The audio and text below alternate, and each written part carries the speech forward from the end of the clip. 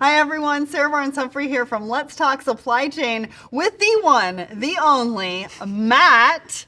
Matt, tell us who you are and what you do, for people who don't know. Yeah, thank you, Sarah. Thanks for having me, and thank you for coming to our conference. Yes. Mathew Joseph Elenjickal, I'm the founder and CEO of FourKites. Started the company almost 8 years ago, right out of school. So here we are. 8 years. 8 years. And look what you've done in 8 years. Well, I always say we were at the right place at the right time. You know, when we started, a lot of things were happening in the industry, including the ELD mandate, right? The Walmart's OTIF mandate. And of course, Amazon putting pressure on retailers to really bring that B2C experience into the B2B world. So, yeah, it all converged, and of course, you need to have the right team in place. It all worked out. Yeah, and congratulations on visibility. I mean, this is the conference to be at. We've got 800 people here, here to listen about the partnerships, the new announcements, what FourKites is doing right now, and how you're thinking about the future. So talk to us about Visibility 2023. The theme is connected. What are you talking to folks about? Yeah, so visibility, it is an investment that we started making from day one. We always knew it's always important to create a community around your product, a community of customers that are wanting to see you succeed. And if you don't have that, you cannot build a company long term. Right. So we started investing in annual user conferences from our second year onwards. Of course, we had to take a break in between and make it virtual, but we had a live conference last year, and now we are live again this year with almost 800 people in Chicago. So the concept is very simple, right? One, we want to get feedback from our customers as to what they are hearing and seeing from their business and how we can help them get better. Yeah. Two, we want to showcase all the innovation that we are bringing. We are on 2-week sprints. Every 2 weeks, we have new things coming out from our R&D teams. And the consistent theme that we heard last year from our customers was they had no idea we had all these products and features and functions. Right. So how do we educate our customers on everything that FourKites is offering? So we had the FourKites Academy for the first time in the history of FourKites yesterday. Okay. Almost 140 customers, packed room, just to learn about what we have. So it's all about building the community and really educating them on what we can offer and learning from them, right, as to how we can get better. So you did a keynote today, and you spoke a lot about some really incredible stats that we're seeing, especially when it comes to trucking, when it comes to the industry, and a lot of waste. Right. Can you talk to us about those? Share some of those stats with us. Yeah, absolutely. So I started my keynote with this personal story. So I sometimes pick up support phone calls just to get a pulse on what is happening on the field, and just to stay close to customers. Right. So one of these phone calls, it was from a truck driver. His name is Jeremy. So it's almost 6 p.m. He was supposed to deliver this load at this facility, and he couldn't get in because there's this long line of trucks waiting. Right. So we started talking to our customers about this problem, and apparently it's everywhere, right? It's not just one driver at one location. Even we're talking to 3 customers during a lunch, they all have the same issue. Right. So when you just extrapolate that one issue and across all your customers, across all their facilities, it comes out to around 9 billion hours wasted by truck drivers just a single year. That's amazing. And 9 I think 9 billion hours. that is so much time. And you mentioned, how that time could be better used for those people with their family, helping with mental health. Yeah, or even making more money. They could be making more money, driving back on the road, right? Yeah, absolutely. So the productivity is taking a hit, their personal life is taking a hit, and that's just one example of waste that we are seeing in supply chain. And that specific instance, it was all because there is no real-time connection between transportation and yard management. Right. So, working in silos.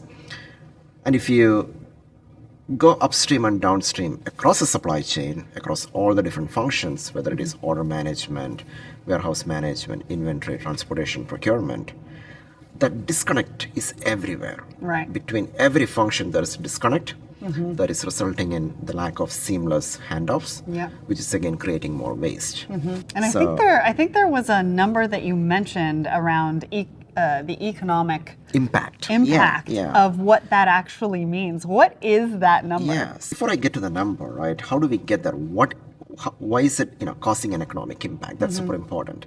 So truck driver waiting, we might think, yeah, it's only impacting the driver. Right. It's only 5 hours. Yeah, it's only 5 hours, right? But if you look at that warehouse where that driver is going, they might be facing a stock out risk with a specific product. And that is impacting their fill rate if it is outbound. That's impacting their revenue, the top line revenue. That same product where they're facing a stock out risk, that might be on one of these trucks that is waiting outside the gate, but they don't know because they don't know what's coming in. Or sometimes that same product might be sitting in their yard because it's a drop trailer. They drop the trailer, the driver dropped the trailer, and they left. They don't know what is in the yard. So that is what I mean by economic impact, right? The top line revenue miss, the customer satisfaction, the cost increase. And if you add up all those things, it's a big number, almost $240 billion. $240 billion that we are wasting by not being connected. Connected. Wow. Yeah. Now I see why the theme of visibility is connected now. Yeah. Because that is such a big number. And I think supply chain professionals really need to focus in on that number. We need to be connected because that waste affects so many things. You even brought up sustainability this morning. Yeah. Again, when you think about sustainability, it's important to know how we can make progress right towards our goal. Right. And you cannot make it by yourself. You have to work with your partners. I give an example of a reefer shipper. They might be sending a reefer trailer to Walmart or Target, and if they're not ready to unload the trailer, it is sitting there with the reefer unit on, right? And they run on gas, the emissions. So how do you really collaborate with your partners to make sure everything is happening on time to reduce the emissions? Another example I gave was breakdown, right? I mean, trucks, you don't know when it's going to break down unless you have the data. And that's impacting again, right? Things that you're shipping. So. Yeah, and a lot of supply chain professionals are feeling pressure from the top down. You also talked about some of the C-suite mandates, and I think that there's 3 of them, but we're struggling to really be able to hit some of those solutions on how we can help with those mandates. Can you talk to us a little bit about why we are struggling? Maybe first, what those mandates are. Absolutely. And why are we struggling with supply chains to be able to meet that demand that, high-level executives are expecting? Yeah, absolutely. So a good way to think about that is when we talk to customers, and many times customers, they come to us with a solution. Hey, can you, do this for us? Right. This is what we need. Yeah, what we need. That's not going to help anyone, right? Tell us what you're trying to solve. The same thing with the C-level. Every C-level conversation, they tell us, hey, we care about supply chain transformation, digital transformation, supply chain agility, resiliency, all these fancy buzzwords. But when we start asking deeper questions and start peeling the onion, what are they really trying to solve? It all boils down to 3 things across every company. They are increase the sales or top line revenue, reduce the cost or take out cost from your supply chain, increase the customer satisfaction. That's it. 3 things. So easy. Yeah, they sound simple, right? I mean, super easy, but apparently it's not happening. So what happens is C-level, they have these big mandates. They take it down to their VPs and SVPs. Hey, let's solve customer satisfaction. How do you solve customer satisfaction? On time and full. You deliver on time and full. Right. They go to VP of Transportation. Hey, VP of Transportation, can you solve on time, right? Let's get a visibility tool. But in full, it is with order management. Right. There are silos between order management and transportation. Yes. So without bringing these parties together, by trying to solve pieces of the corporate mandate, people haven't been able to make any progress in any of these areas. Well, especially if we're still siloed. Yeah, and then on top of that, we have vendors trying to sell all these big fancy tools, right? Let's sell you Gen AI, let's sell you, cloud infrastructure. Let's get all your enterprise data into one place, and you can build fancy reports. That's great. You can build reports. You look at the report, you make a decision, you run it down the organization, they try to act on it. Then here you go. Ships are stuck in Panama Canal. What do you do? You go back to firefighting. Or you pay a lot of money. I just read that somebody paid a lot of money to get their products on a ship through the Panama Canal. Yeah, or you air Like freight 2 it. million or Yeah, something it was. that's a story of our life, And that doesn't help with we have costs. to do better. Yeah, Yeah. absolutely. One of the terms that you used was, I think, was it disconnected GEOS? Yeah, so What does that mean? I've never heard that term before. Yeah, so under the connected, the main theme, I spoke about 3 different areas where we can make an impact. The first one is connected geos, or disconnected geos, Yes. connected teams, and connected ecosystems. So connected geos, a good example. We had Asano San, the CEO of Mitsui Knowledge Industries, join me on stage. So we had a lunch with him yesterday, and he said, "Look, Japan, they're well known for their manufacturing, right? Yeah. Advancements in manufacturing, but logistics, it's not that great." And if you think about a door-to-door shipment going from Japan to the US or Europe, Yeah. especially automotive or even parts, there is a domestic piece, the over-the-road in Japan. There is a port-to-port ocean. Yes. Then there's the domestic piece in North America or Europe. If the domestic piece in Japan, it's not handled properly, it is impacting the subsequent legs. Yes, So everything. that's what I meant by when geos are disconnected and not seamlessly connected. A disruption in the first part, the first leg of the Yeah. shipment, that'll Continues have a on. subsequent. So that's what I meant by Yeah. disconnected geos. Thank you for that. I appreciate that. So now let's look at the future. Yeah. Where do you see supply chain technology, supply chain visibility? Now, visibility is a buzzword, right? Everybody's using it. Yeah. It means different things to different different people. people. So maybe first, what does visibility mean to you? Yeah. And then how are we looking into the future with supply chain technology, visibility? What does that look like? Yeah, absolutely. So visibility, you're right. It means different, different things to different people. For us, visibility, it's all about actionable visibility. There's no point in getting all the data in one place. Right, and but not if you being cannot able to do action, anything. right, it's just useless.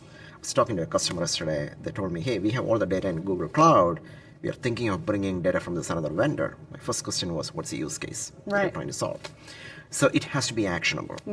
Second, visibility just within transportation, it is great to solve certain use cases, but the real power of visibility, it is when you take that data across other functions within supply chain, Right. like order management, warehouse management, inventory. I'm not saying we need to replace all those systems out there, but take visibility, put it on top of those systems, Yeah. and really drive powerful insights. Yeah. Now, in terms of what the future looks like, the biggest bet that we are making is what we call real-time decision-making platforms. Okay. Because the C-level mandates that I talked about, Yeah. why C-suite is struggling to make progress on those mandates, it's because both C-level and every leadership within, under them, they are struggling to make real-time decisions where Yeah. they can make an impact immediately in real Yeah. time. And see it. Yeah. See the impact Yeah. of that decision. Right. So real-time decision making. And how do you make it happen? You have to bring data from all your execution systems, because that's where the transactions happen, Yep. into one platform, which is what we are calling the FourKites platform.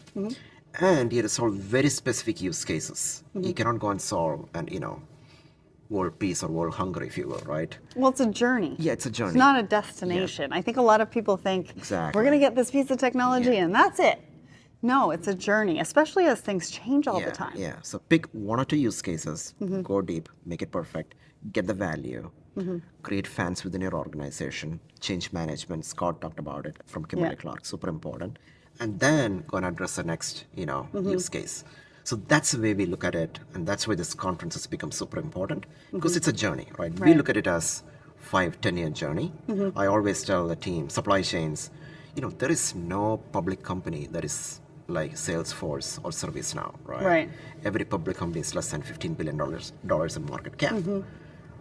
And supply chain, with all the the importance and all the disruptions and everything that is happening, it deserves a big company out there. It absolutely And does. it doesn't exist, and we have to build it.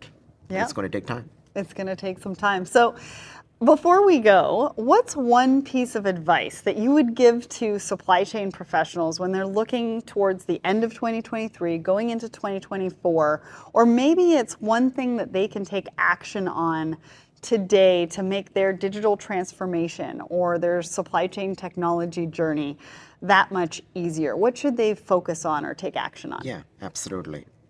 So disruptions are going to be the new normal, right? I don't think Yes. there'll be, we'll ever go back to the pre-COVID times. So if you're a supply chain leader within your function, think about what are the important handoff points that you have with other functions. Okay. And look at where you have the most difficulty in terms of coordination and seamless handoff, right, Yeah. with other functions. And think about what is the impact of those friction, if you will, within your function, and then try to solve it. Just focus on one thing, One thing. and then, it will lead to other things. Everything will work out. Absolutely. Well, such great advice. Thank you, Matt, for joining us here at Visibility 2023. And thank you so much for bringing together some of the brightest minds in the industry for visibility. Thank you so Awesome. Great. much. Thank you so much. Thanks for having me.